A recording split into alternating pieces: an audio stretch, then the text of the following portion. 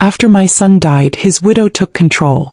When the bank blocked her from taking my money, she forced me, a bedridden woman, onto a stretcher and wheeled me into town. She laughed and recorded my shame on her phone. She forgot that videos can be forwarded. My lawyer called it the easiest case he'd ever won. Before I begin my story, let me know in the comments where you are listening from and what time it is. I just want to know, I'm not alone in this. And if you feel moved by what you hear, consider subscribing. It helps more people become aware of the reality of elder abuse. Now let me tell you what really happened. My name is Lena Mae Bishop, and at 74, my world had shrunk to the four walls of my bedroom. A year ago I had a son. Now I had only his photograph on my nightstand. Jamal, my brilliant, laughing boy, taken by a heart that had simply decided it was tired of beating. His loss had been a cataclysm, a rending of the fabric of my life, and in the aftermath, my own body had begun to betray me. A broken hip, a consequence of a simple misstep on a grief-slicked kitchen floor, had left me mostly bedridden, a prisoner in the house I had once commanded with such pride. My world was now a landscape of hushed tones, of meals on trays, of the quiet, sterile routine of a life lived in convalescence. And in that quiet world, a new power had risen, one that wore my son's last name but none of his kindness. My daughter-in-law, Candace. Candace, at 43, was a woman of sharp angles and even sharper ambition. She had married my Jamal when he was already a successful architect. Her love, I had always suspected, more for his lifestyle than for the man himself. In his absence, she had assumed control with a terrifying efficiency. After my fall, she had insisted it was for the best, that she be given power of attorney over my main affairs. Just until you're back on your feet, Lena Mae, she'd said, her voice a symphony of false concern. You shouldn't be worrying about the large investment accounts and bills when you need to be healing. I, in my fog of grief and pain, had agreed. It was a mistake. A catastrophic, life-altering mistake. What she didn't know, what I kept to myself, was that Jamal had also set up a separate, private savings account in my name alone years ago. A nest egg he wanted me to have that was disconnected from their joint estate. That small secret was my only remaining piece of financial privacy. My grandson, Marcus, Jamal's boy, was my only solace. At 16, he was a quiet, observant soul, with his father's kind eyes and a heart that was clearly troubled by his mother's increasingly erratic behavior. He would sit with me after school, telling me about his day, his presence a small, warm candle in the gathering dusk of my life. But even his visits were often cut short by Candace. "Don't bother your grandmother, Marcus," she'd say, breezing into the room. "She needs her rest. Can't you see how frail she is?" She spoke of my frailty not with compassion, but with a strange, almost triumphant satisfaction. Her grief for Jamal, if it ever existed, had evaporated with astonishing speed, replaced by a voracious appetite for the life he had left behind. She began to spend my money, our money, the funds Jamal had so carefully invested for our shared future, with a reckless abandon. Boxes from expensive designer boutiques would arrive daily. She spoke of necessary upgrades to the house, of honoring Jamal's memory by living the successful life he would have wanted. It seemed Jamal's memory was best honored with Italian leather handbags and luxury spa weekends. I would try to question her, my voice weak from my bed. "Candace, dear, that seems a bit extravagant. Do we have the funds for that?" She would just pat my hand, a cold, dismissive gesture. "Don't you worry your head about the numbers, Lena Mae. It's all very complicated. That's why I'm here to handle things. You just focus on resting." She was gaslighting me, using my physical confinement as a tool to infantilize me, to make me a silent, powerless spectator to the plundering of my own life. Marcus saw it, I know he did. I'd see the look in his eyes, a mixture of shame and helplessness, when his mother would swan in, showing off a new diamond tennis bracelet she'd bought with a credit card linked to my accounts. He was a boy caught between love for his grandmother and fear of his manipulative, domineering mother. The monthly withdrawals Candace made for her allowance, as she termed it, grew larger and larger. She called it her caregiver stipend, a compensation for the immense burden of looking after me. The irony was a bitter pill. Her care consisted of ensuring a tray of food was left by my bedside and occasionally informing me of her latest lavish purchase. The real care, the quiet companionship, the gentle support, came from my grandson Marcus and from the kind, underpaid home health aide who came for a few hours each weekday. I was trapped. My body was a prison, and my daughter-in-law, the woman who should have been my comfort, my ally in grief, had become my jailer. She wielded my own finances as a weapon against me, flaunting her power, her control, her utter disregard for my feelings or my future. She saw me not as her grieving mother-in-law, the matriarch of her late husband's family, but as a living obstacle, a fading signature on a bank account she was eager to claim as her own. And with each passing day, with each new designer box that arrived at my door, I could feel her impatience growing. She was waiting for me to fade away, to become as silent and as unprotesting as the photographs on my wall. She had no idea that even in my frailty my mind was still sharp, my spirit, though battered, was far from broken. She had no idea that a quiet, righteous fury was beginning to burn, a fire that was about to consume her entire world of lies. The final, unforgivable humiliation, the act that shattered my quiet endurance and forged my heartbreak into a weapon, came on a Tuesday. It was a day like any other in my confined world, a day of quiet pain and simmering resentment. Candace had been particularly agitated for a week, her usual cool demeanor replaced by a frantic, brittle energy. I had overheard snippets of a phone call she'd had with the bank, her voice sharp and angry. "What do you mean there's a hold? It's her account, but I have the power of attorney. You need to release the funds immediately." Apparently my own bank, bless their diligent fraud department, had noticed the increasingly large and erratic withdrawals Candace had been making. They had, as a security measure, placed a temporary hold on the account, requiring my in-person presence to verify my identity and approve Candace's continued access. For Candace, this was not a reasonable security measure. It was an infuriating obstacle. It was a direct challenge to her absolute control over my life and my money. She burst into my bedroom that morning, her face a mask of cold fury. "Lena May," she announced, her voice dangerously calm, "we have to go to the bank. No. There's a ridiculous problem with your accounts that only you can fix by being there in person." I looked at her, my own body aching, the simple act of sitting up in bed a monumental effort. "Candace, you know I can't go to the bank," I said, my voice weak. "My hip. The doctor said I am not to put any weight on it for at least another month. I can't even get down the stairs." "Oh, don't be so dramatic," she sneered. "I've already thought of that. I've made arrangements." Her arrangements arrived an hour later in the form of 2 burly paramedics and a collapsible stretcher. They were from a private ambulance service, the kind used for non-emergency medical transports, and they looked deeply uncomfortable. "Ma'am," one of them said to me, his eyes full of a pity that made my cheeks burn, "we have instructions to transport you to the downtown branch of City National Bank." I stared at Candace in horror. "You can't be serious," I whispered. "You are going to have me hauled through the city on a stretcher, to go to the bank?"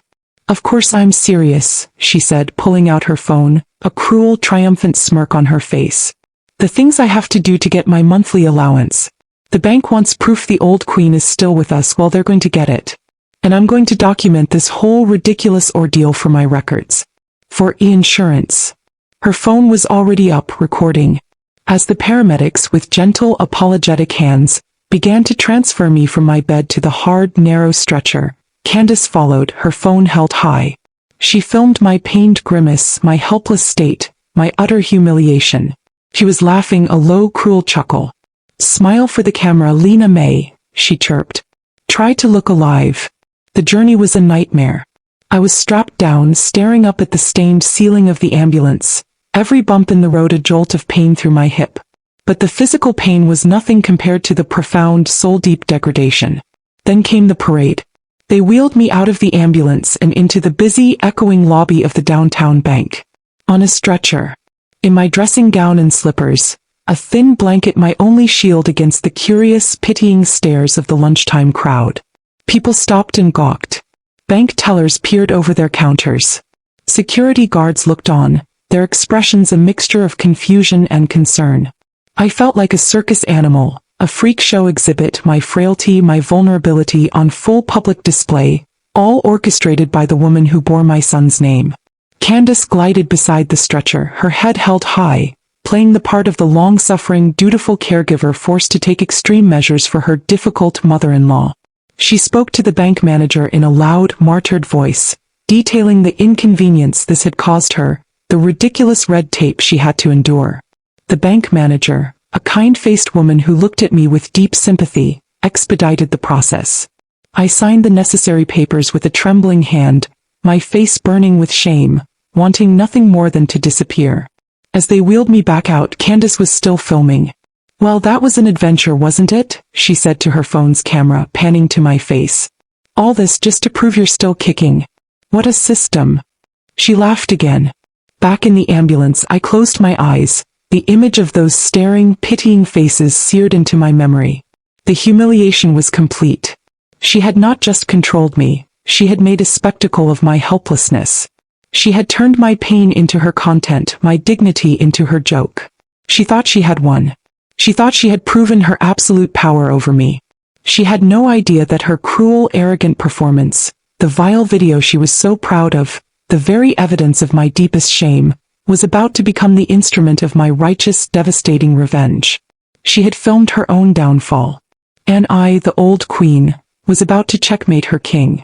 The return to my quiet, lonely bedroom after the humiliating spectacle at the bank felt less like coming home and more like being returned to my cell. The physical ordeal was over, but the emotional wounds were raw, gaping. Candace, having gotten what she wanted, unfettered access to my funds once more, left me alone, disappearing for the rest of the day on what she cheerfully announced was a much-needed shopping spree to de-stress. The sheer, breathtaking nerve of her. My grandson, Marcus, arrived home from school later that afternoon to find me in a state of quiet, shattered despair. At 16, he was a perceptive boy with his father Jamal's kind heart and a quiet intensity that saw more than most adults gave him credit for. He took one look at my pale face, the unshed tears glistening in my eyes, and knew something was terribly wrong. "Grandma?" he asked, his voice soft with concern as he sat on the edge of my bed. "What happened?" Mom was acting weird. She was showing her friends some video on her phone and laughing. My blood ran cold. She was showing it to her friends? My deepest humiliation, my moment of utter helplessness, was now entertainment for her vapid social circle? What video, Marcus?" I whispered, my voice barely audible. He looked uncomfortable, his gaze dropping to the floor. "I don't know. I only saw a bit. It was you, Grandma. In the bank. On that stretcher thing. She was making fun." His own voice was laced with a deep adolescent shame for his mother's actions. He knew it was wrong. He just felt powerless to stop her. "Marcus," I said, a new urgent strength entering my voice. "I need to see that video. Can you get her phone?" He hesitated, a flicker of fear in his eyes. Candace's temper was a thing of terror in that house for both of us. But then he looked at me, at the raw pain in my face, and a new resolve seemed to settle over him. He nodded. "Wait until she's in the shower," he whispered. That evening, while Candace was indeed in her ensuite bathroom, the sound of the water running, Marcus slipped into my room, his mother's sleek, expensive smartphone in his hand. "I don't know the password," he said, his face a mixture of guilt and determination. "Try your father's birthday," I suggested quietly. She was always so sentimental about his money. It worked. The screen unlocked. With fumbling fingers, Marcus navigated to her social media, to the private story she had posted for her select group of friends. And there was. He handed me the phone and I was forced to watch my own degradation. The video was shaky, unprofessional, which only made it feel more raw, more violating. It started with a shot of my own front door. "Operation Allowances a go." Candace's voice chirped from behind the camera. Then a quick shot of me, frail and confused as the paramedics strapped me onto the stretcher. Then the most damning part. A selfie-style video of Candace walking beside me in the bank lobby, her face a mask of fake concern for the camera, but her eyes glittering with malice. "The things I do for my monthly allowance," she stage whispered to her audience. "The bank wants proof the old queen is still with us, and honestly, who can blame them? Look at her." She panned the camera to my face, capturing my pained, humiliated expression. Her cruel, tinkling laughter served as the soundtrack. The video ended with a shot of her holding a stack of cash. "Payday," she'd captioned it with a string of laughing emojis. A wave of pure, unadulterated fury, So cold and so intense it felt like ice water flooding my veins, washed away every last vestige of my sorrow. This wasn't just disrespect. This wasn't just greed. This was a monstrous, calculated act of psychological torture, documented and shared for the amusement of her shallow friends. She had taken my deepest vulnerability and turned it into a trophy, a joke. I looked at Marcus, whose own face was pale with shame and disgust for his mother. "Marcus," I said, my voice quiet but shaking with a terrible contained rage, "I need you to do something for me. Something very important. I need you to send this video to an email address."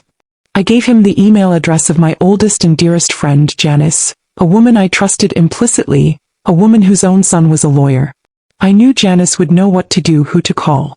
Marcus, his hands trembling slightly, did as I asked, forwarding the vile video from his mother's phone to Janice's email, then deleting the sent message, covering his tracks.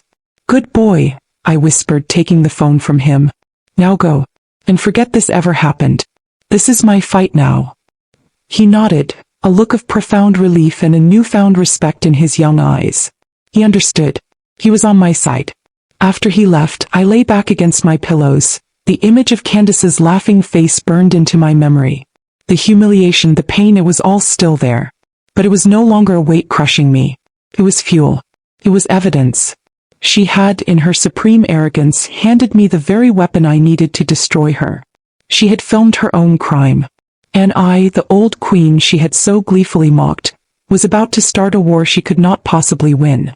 My resolve was no longer just about reclaiming my money or even my dignity.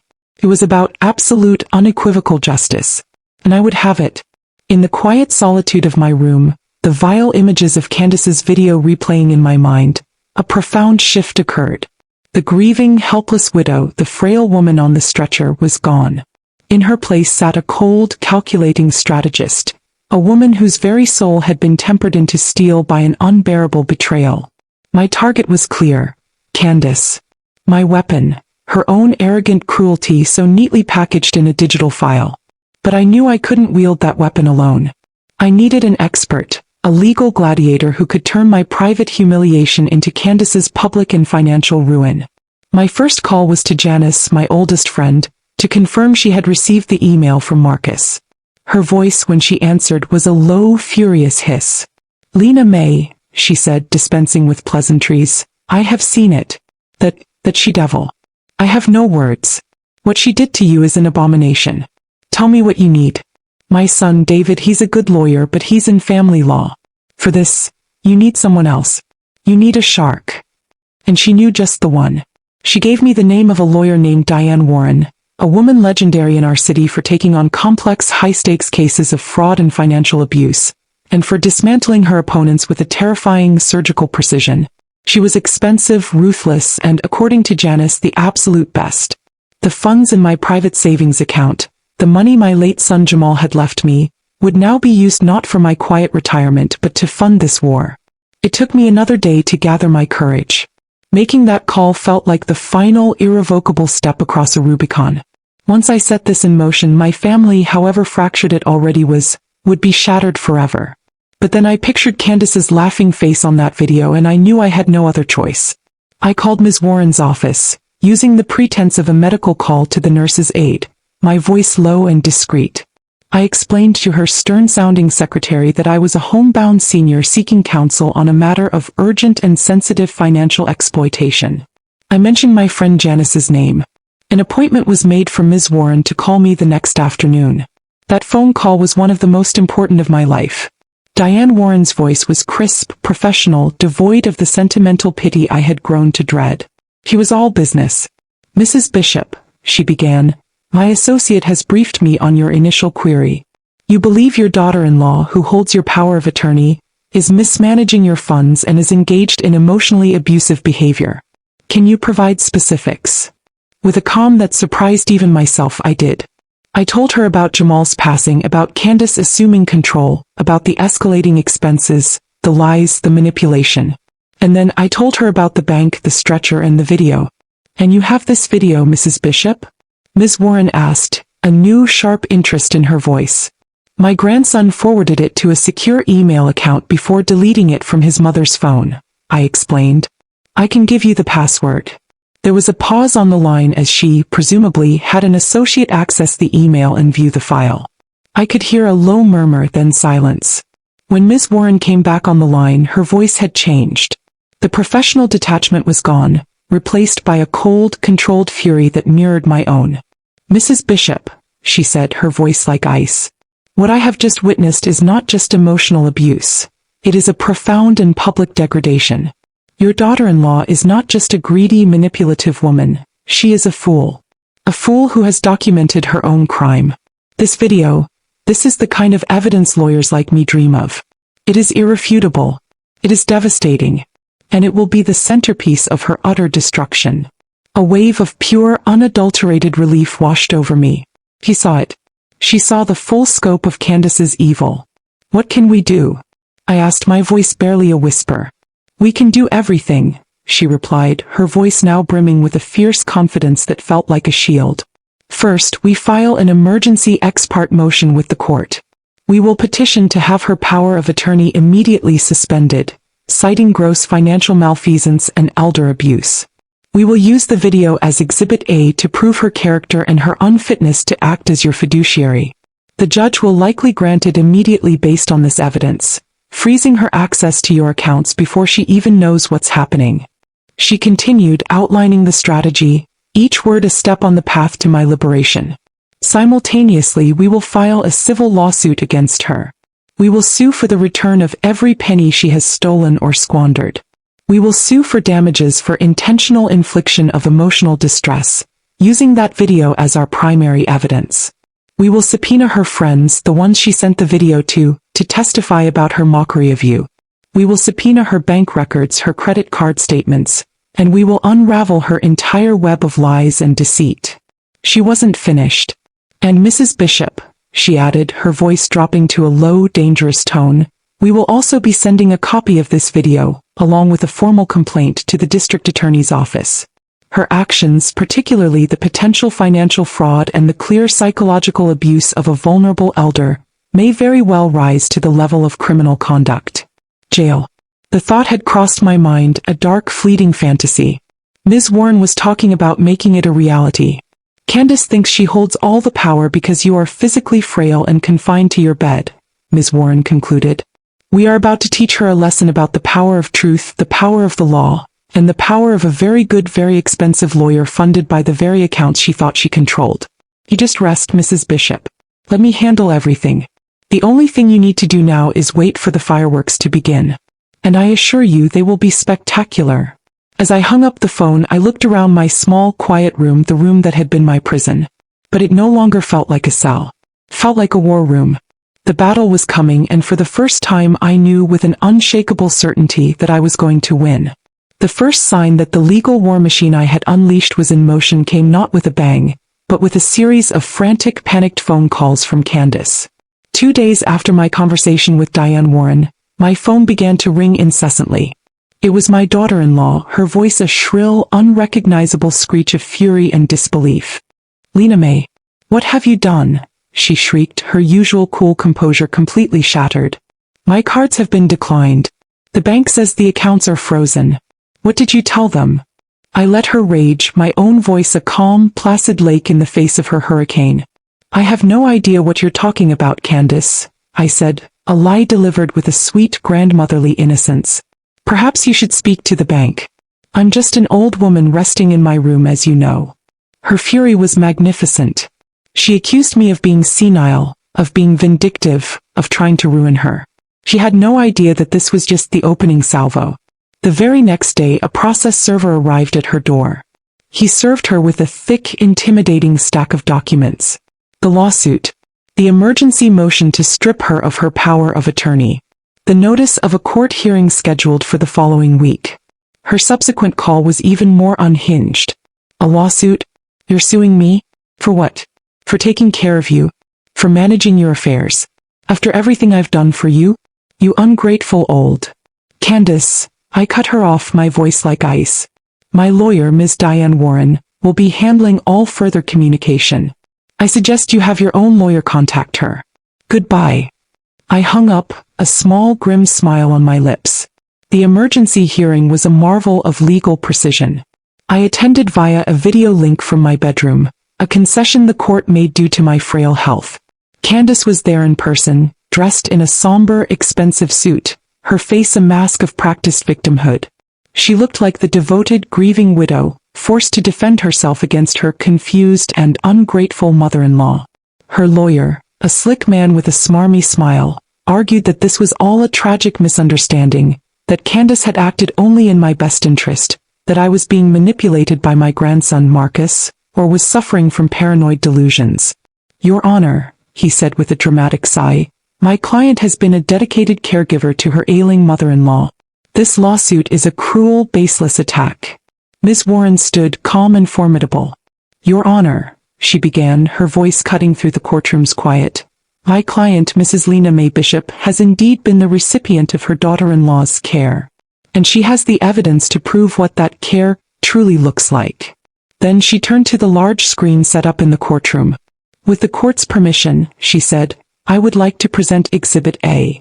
I watched on my small tablet screen as Candace's own vile video filled the courtroom monitor. The shaky, self-shot footage of me on that stretcher. Her cruel, mocking laughter. Her chirping voice. The things I do for my allowance. The bank wants proof the old queen is still with us. A collective gasp went through the courtroom. I saw Candace's lawyer's jaw drop. Candace herself went ashen, her hands flying to her mouth as if to stifle a scream.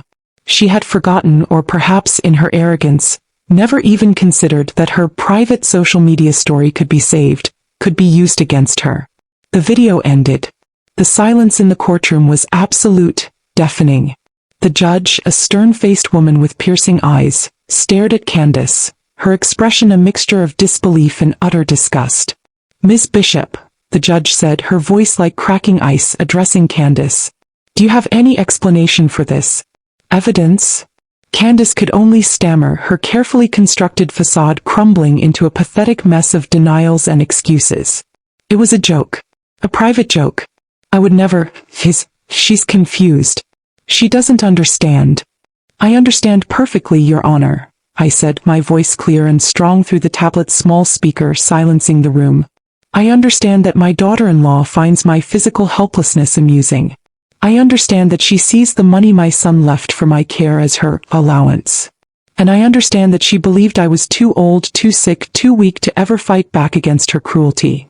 I paused, my gaze fixed on Candace's horrified face on my screen. She was wrong. The judge's decision was swift and brutal. She immediately granted the emergency motion, stripping Candace of her power of attorney and freezing every account she had access to. She appointed a neutral court-supervised trustee to manage my affairs, protecting my assets from further plunder. And she set a date for a full hearing on the civil suit, making it very clear to Candace's now sweating lawyer that she was looking at a case of significant financial liability and, potentially, a recommendation for criminal charges for elder abuse and fraud. The public performance was over. The vile video, the one Candace had made to mock me, to humiliate me, had become her public execution. Her own words, her own laughter, her own cruelty had been used by my lawyer to utterly, completely destroy her in a court of law. The checkmate was devastating, and it was all her own doing. The aftermath of that emergency court hearing was a quiet, satisfying implosion of Candace's world. The judge's ruling had been decisive, and Ms. Warren, my formidable lawyer, moved with the swift, merciless precision of a hawk. The court-appointed trustee immediately took control of my estate, and a forensic accountant began the painstaking process of unraveling Candace's web of deceit, tracing every dollar she had siphoned from my accounts. Candace, stripped of her power of attorney and her access to my money, was suddenly powerless. Her lavish lifestyle, built on a foundation of my son's legacy and my own security, crumbled overnight. The credit cards were declined. The lease on her luxury car was terminated. Her allowance, as she had so cruelly called it, was gone. She tried to fight, of course. Her lawyer filed motions, made appeals. But the video, my irrefutable Exhibit A, was a wall they could not breach. It was undeniable proof of her character, her malice, her utter unfitness to be a fiduciary. Every legal maneuver she attempted was shot down. The civil suit proceeded, and the outcome was a foregone conclusion. Faced with the mountain of evidence, The financial records, the video, the potential testimony of my grandson Marcus, and even the bank staff who had witnessed the stretcher incident. Candace's lawyer advised her to settle. The alternative was a public trial that would only result in a more catastrophic and humiliating defeat. The settlement was absolute. She was forced to agree to a massive judgment against her, compelling her to repay every single penny the forensic accountant had determined she had spent from my account since Jamal's passing. It was a sum so large it would likely indebt her for the rest of her life.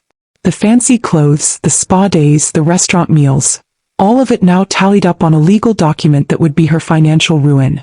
Her beautiful house, the one she had lived in with my son, the one she had tried to keep me from, was part of the marital estate she was supposed to share with him.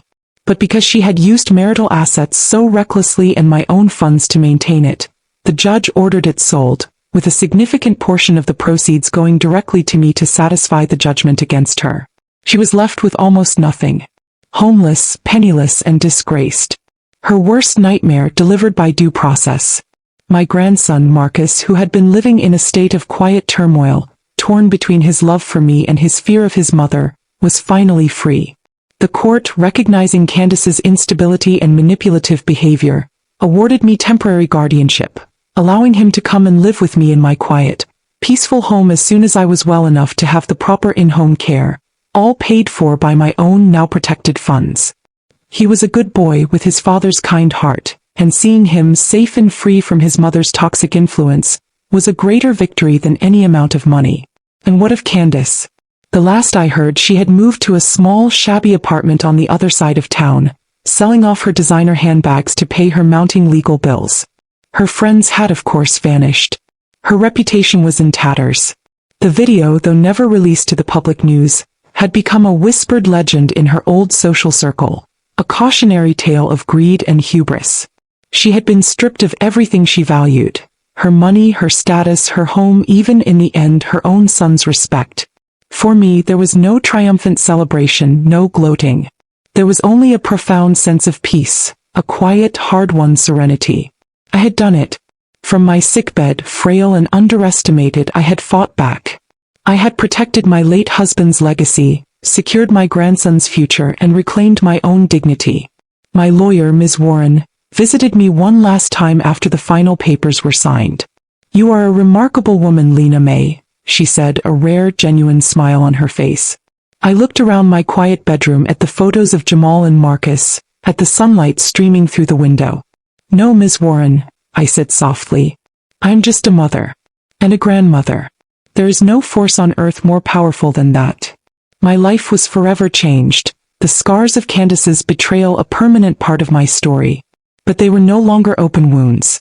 They were a testament to my resilience, to the quiet strength that had been there all along, waiting for the moment it was needed most.